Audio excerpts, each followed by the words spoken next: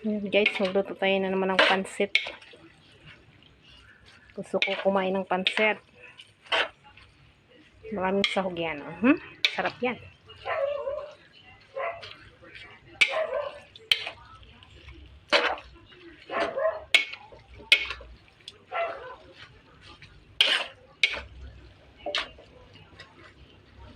Oy! Pansit! Ha? Maestro ka na? Hindi, ano, diba? Excuse letter.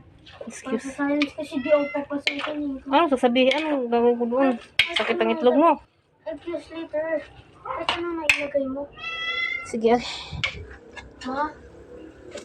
Di ako papasukin. Huwag sila ko. Pero parang kumagano.